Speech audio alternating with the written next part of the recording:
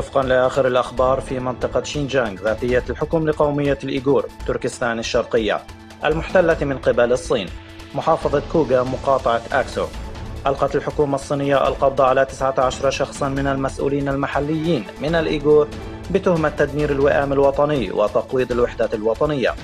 وتوفي مسؤول آخر من الإيغور أثناء احتجازه لأسباب مجهولة، ولم يتم تسليم جثمانه لعائلته بحيث تعاملت الحكومة مع الجثة. التقى وزير العدل التركي عبد الحميد جول بنظيره الصيني فو تشينغهوا في أنقرة، وقد عقد الوزيران جلسة مغلقة لمدة ساعة، وبحث الجانبان التعاون بين البلدين ومكافحة الإرهاب، وعقدت تبادلات كبيرة بشأن التعاون في مجال قانون الضمانات.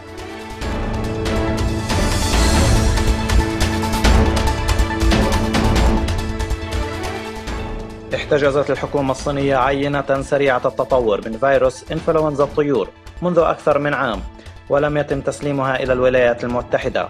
ووفقا لمسؤولي الصحة الفيدرالية تحتاج الولايات المتحدة إلى العينة لتطوير لقاحات علاجية، وفي الماضي كانت تتم مثل هذه التبادلات بانتظام ووفقا للوائح منظمة الصحة العالمية.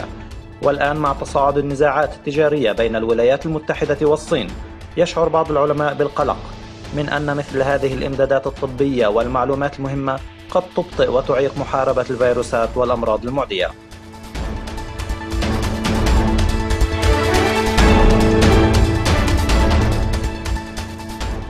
استخدم المتحدث باسم وزارة الخارجية الصينية هوا تشونبينغ عبارة مختصرة حيث قال: الأخبار ذات الصلة غير صحيحة، ونفى التقارير التي تفيد بأن الصين أنشأت معسكرا عسكريا في أفغانستان.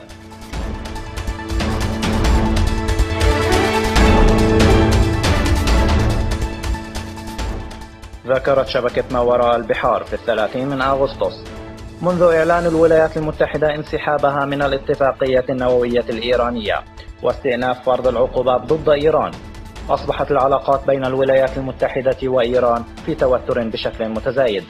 وفي 29 من أغسطس قال الزعيم الروحي الإيراني الأعلى خامنئي إنه إذا لم تعد إيران قادرة على الاستفادة من الاتفاقية النووية فسوف تنسحب في أي وقت، وقال إن إيران لا يمكن أن تأمل في أن تتمكن أوروبا من حماية الاتفاقية، وتؤكد أنه لن يكون هناك أي شكل من أشكال التفاوض مع الولايات المتحدة.